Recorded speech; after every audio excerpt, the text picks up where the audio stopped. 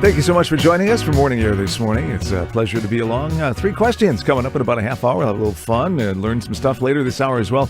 We'll talk about overcoming adversity in life, spiritual life, and more with an Olympic cyclist. That's on the way before this hour is through.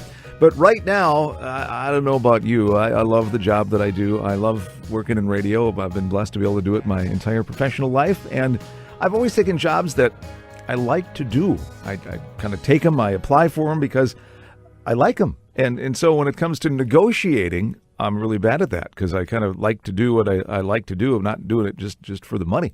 And so that makes negotiating a little tougher. We're going to learn about negotiating today. Is it time for a raise? Dr. Tracy Wilen is with us to help us to figure that out. And bosses be listening too. Dr. Tracy, good morning. How are you today? Oh, very good, Glenn. How are you? I'm doing well. Like I said, one of my problems in terms of negotiating, I think, is I've always kind of sought out jobs that I want to do. I want to do that job based on maybe its location or the hours or the format of the radio station that it is. I'm kind of not just out there for whatever money might be available. So that, I suppose, puts me at a little bit of a little bit behind the 8 ball when it comes to negotiating. But we've got a lot to learn, though, don't we, about requesting a raise. It's easier to negotiate when we're going into a new job, but what about when we're already there and we're kind of, at the mercy of our employer?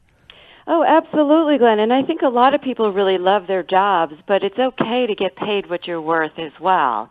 And I think it's a good practice to constantly check in with yourself, with the statistics, and with your manager to make sure that you're getting paid the norm, what other people in your industry are getting paid. So that's why I do get asked a lot. Yes, I'm getting a new job. It's easy to negotiate then, but internally I'm having a hard time. What do I do?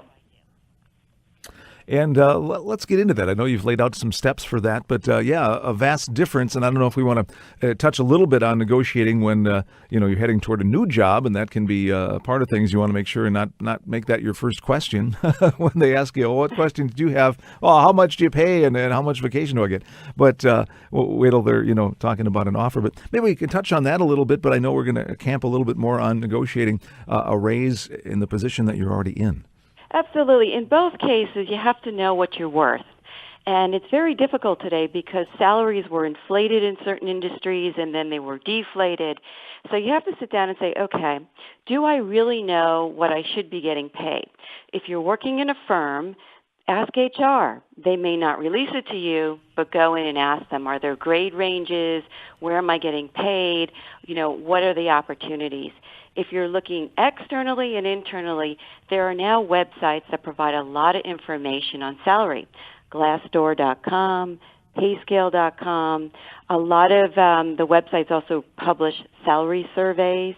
Manpower.com actually publishes something where they compare if you're part-time and full-time. So there's a lot of information out there today where you can actually figure out your worth. And I think that's very important. You can even find it down to the zip code, right? Your skills, your experience, your title, and your zip code so you know what you're worth. Dr. Tracy Wilen, our guest, talking about how to get a raise. If you have questions, you'd like a little advice on the career side this morning, 877-766-3777. Give us a call, 877-766-3777. And, of course, those things are going to vary greatly. Now, coming out of the recession, that's kind of depressed salaries overall. It's taken quite a swipe at certain industries, as well as just technological progress. I know in radio, for example, technology has paved the way for the elimination of several jobs, consolidation in terms of changes in government regulation on how many stations an individual company can own in a certain town has pared down the number of jobs, and then along comes the recession, and as we learn to be more efficient, well, that, we learn to get by with fewer people, and we come out of the recession, and, well, we got by with, this many people during the recession after we made cuts, for example, and then a company will still keep going that way. So has that put a whole big wrinkle in things as well? Well, I think people have to understand exactly what you're stating is that in the past, we were in the gold days and people were getting increases of 7%, 10%, 12%. And I had an individual come to me and he was very upset at his raise. And I said, what did you get? He said, I got 3%. I said, well, congratulations. The norm for many firms this past year, because it was a difficult year for many industries, was 2 to 3%. So you actually got an increase that was on the higher end of the range. So they must really value you very much as an employee.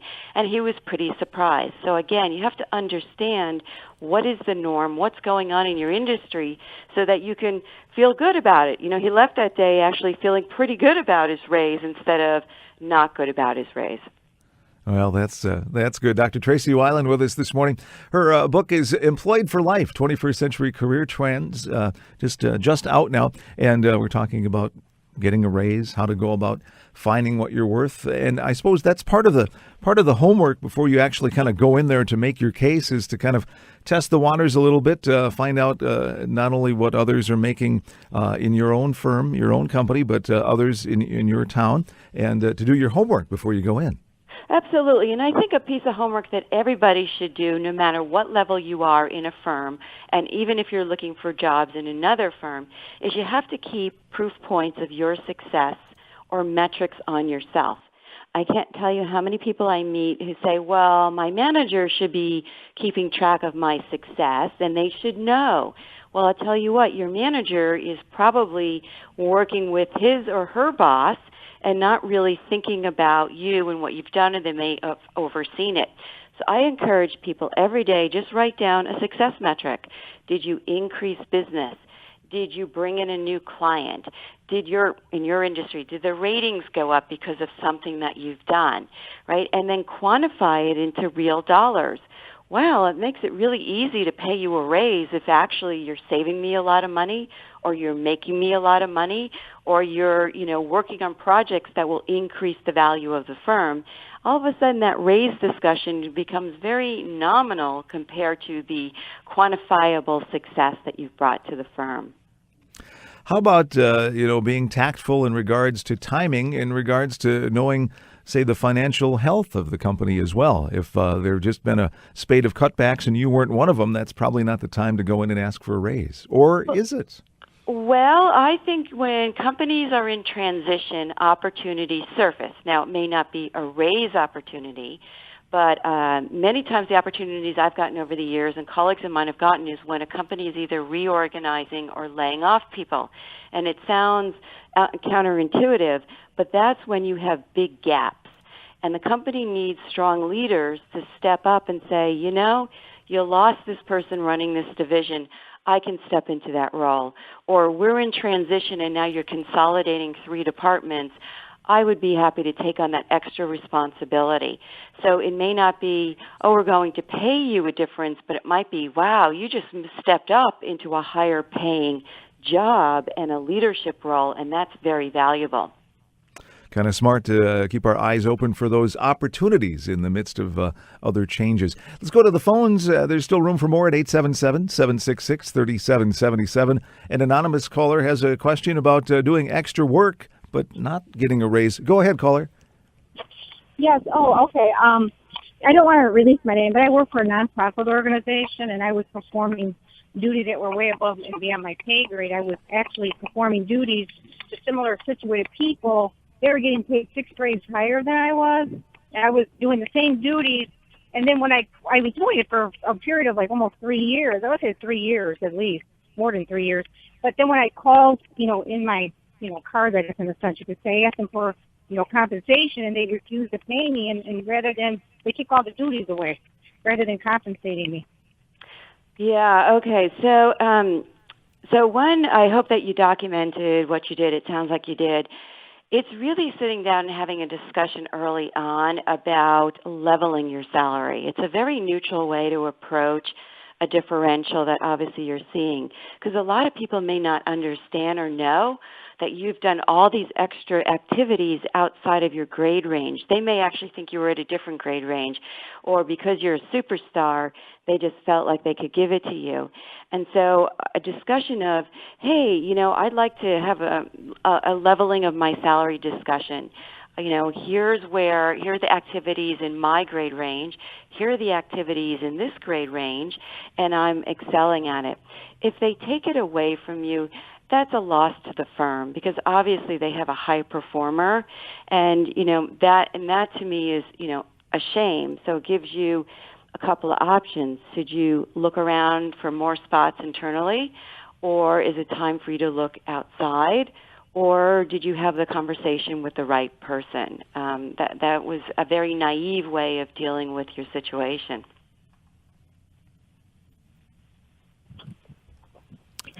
All right, caller. Well, thanks for your question. Our lines are open at 877-766-3777. Joanne and Ray will get to your calls. And your calls next as we continue more about when to ask for a raise with Dr. Tracy Wilen. Back with more in a minute as Morning Air continues here on Relevant Radio. Our conversation with Dr. Tracy Wilen about when's the right time and how do we go about asking for a raise. To the phones at 877-766-3777 we go. It's Joanne in Texas. Go ahead, Joanne. Good morning, y'all. Hey, good morning. Hey, good morning. I have a question about this new minimum wage thing. Mm-hmm. Our company has already raised the minimum wage to $9 an hour, $10 next year. It started this month. And after 17 years with the company, I'm not making much more than the minimum wage now because they raised it so much. And they have a cap. The company I work for has a wage cap.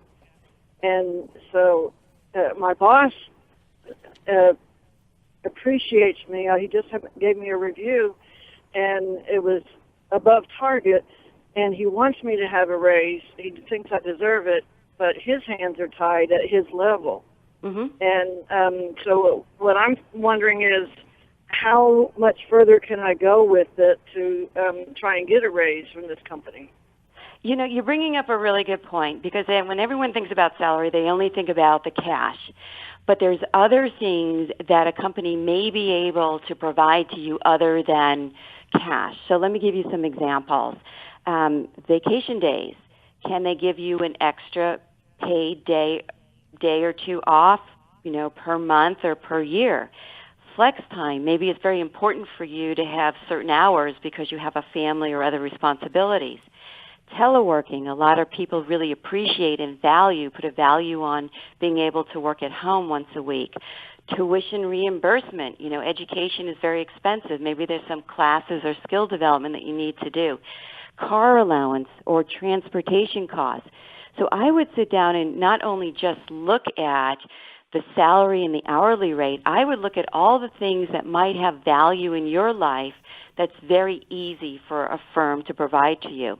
And I would also explore bonuses because sometimes if a firm can't do anything on the salary side, they might be able to package a year-end bonus based on performance that you could be eligible for. So I think there's a lot of ways, and it's worth sitting down and you have a great relationship with your manager and having a talk with him and explore how you can feel valued at work, and it's not just about the hourly rate. Excellent question. All right. Thank you very much for your advice. Y'all have All a right, good thanks. Thank you, Joanne. Next we go to Roy in Madison, listening to Relevant Radio 1240. Go ahead, Roy. Hey, good morning, Glenn. Good morning. What's your question for Dr. Wilen this morning? Well, it's unbelievable, uncanny this morning because my wife was just bugging me this weekend to ask for a raise. So, that's always fun. That's always fun. Anyway, I've just real briefly, I've been in my industry that I'm in for 40 years, and I was laid off about a year ago, supposed to go to a big city. I didn't want to leave Wisconsin. I got picked up by a small company to do sales. I'd never done sales, but I know the industry. So I wondered, I'm on a small base salary, and then she pays me commission on what I produce from bringing in these other businesses as sales. So I was going to ask for a raise. She said that my wife had asked for a raise. But if I ask for a raise, my boss will just say, well, just sell more. You'll get a raise. Right? I mean, and I wondered what you think about. You might have answered it, though, ma'am, just before to say, could I set an annual goal or another? I don't know. That's what I'm asking. Actually, you're bringing up a really good point because sales is very transactional and you can actually reap the rewards of your sales. But even salespeople need quota adjustments. And if you have been a proven high performer at your company, and I think this is where knowing what you're worth, what the average salary is, and the quotas for your industry will be helpful, as well as you suggest, how about a performance bonus? If I reach this goal, and we call it goals and stretch goals, if I reach this goal, which is higher than you expected, can I have a bonus? And if I reach this goal, which is a stretch goal that you never expected to receive, can I get another bonus? So I think you have some conversations there. Just do your homework. Know the salary for salespeople, which is always different than full-time employees, and then also the proper quota, because they do revalue quotas often in sales forces once they see that they have high performers, which it sounds like you are. Excellent. Thank you so much. I appreciate it. It's great. Thank you, Ellen. Thank you. Thanks, Roy. 877-766-3777. Jose in Texas has a question. Go ahead, Jose. Hi, how you doing? Well, my question is really how to move from the exempt realm, the non-exempt realm into the exempt realm. I've kind of hit as high as I can go, and as far as having a degree and whatnot, I've already I've got a degree. It's just a matter of making the internal move or being able to make the internal move from where I'm at into a different role that would be, I guess, lead to more responsibilities and a higher pay range. Yes. So, okay, it's a really good question. So there's a couple of strategies. Number one is if you have a really good relationship with your manager, I would sit down and talk to them and show them how if they're paying you part-time or through some sort of external payroll system, sometimes it's more efficient for them just to bring you on full-time with all the benefits and all the compensation of a full-time employee. FTE, we call it, full-time employee. And that can be a very easy transaction by showing them. It's an exercise of just saying, this is how much, but you need your manager to work with you on that. Here's how much they're paying for you externally versus if they brought you inside. The second thing is what you're doing. Looking for full-time roles within the company that you are qualified for. Qualified, those are the metrics. What's your skills, what's your experience, and show a map how you can easily transfer in to a role. That's a very positive thing because companies don't like to have to look for people. It's so much easier to move someone who's already on board and showing, they're doing a great job. It's much easier to move them into an open position than to go out and do a search. Again, it's an excellent question. All right, thank you. Thanks, Jose. Room for more calls and questions for Dr. Tracy Wilen talking about the right time to ask for a raise. 877-766-3777, 877-766-3777. And you can find out more about Dr. Wilen at Tracy Wilen. That's TracyWilen.com. And Doctor, in terms of asking, one of the things is timing, but also, doing the research on knowing what might be available. Do you think in general workers kind of undersell themselves in terms of there might be a little more for them than they're leaving some money on the table? Oh, absolutely. I think people, you start to sweat bullets when you start having to negotiate for yourself. Right? Because you're putting your name on the line, you're exposing yourself. What if they say no? Which is why my suggestion is a salary negotiation isn't a negotiation. It's a conversation. It's a celebration about you, what you've done well all year, and the dialogue should not be just once a year. It should be weekly conversations with your manager, letting people know, I did this month and I overachieved here, or I saved the company money, so that when the performance review comes around, you're not sweating bullets. The second thing is I would have open dialogues with your managers on what do they have to do? What's the process for them to get you a raise? What do they have to go through? What's the legwork? What's the homework? What's the paperwork? Because if you can fill it in for them or anticipate the kinds of things that they're going to be asked to validate your raise, it helps them. And if you can make your manager's life very easy, it could be just as much as like just filling it in and having them sign the paper. You never know. I think it's always think about your manager and what they're going through to help you. Interesting point, too, in navigating those middle management layers as well. Your direct supervisor might be able to, pull the trigger on a big decision like a raise, or maybe they've got to go up a level or two and involve a lot of other people. Sometimes they may be straight up about that, and sometimes it can be a great way to deflect, wanting to say no outright. Yeah, and I think that's, relationships are really important, and understanding your corporate culture, understanding the relationship that you have with your manager, understanding the role of HR in your firm. Sometimes they're very proactive, sometimes they're not. It helps you, enjoy your work more, and helps you assess, are you in the right place? Are you in the right role? I think it's important that people just keep on top of their career so that they can, really make wise suggestions and wise moves. 30 seconds for a question from Mariah from Chicago. Go right ahead. Hi. So my question is related maybe more to salary, the initial negotiation. I have had the issue where they'll just say that we have a certain benefits package, and so it's worth such and such dollar amount. Is there a way to really quantify that for me to be able to know what to negotiate for the full compensation outlook? Yeah, sure. Actually, you can quantify your benefits. And in fact, many firms actually on their internal website will show you the value of your health package. They will outline how much, if they have a tuition reimbursement, exactly how much it is, because it's actually dictated by law.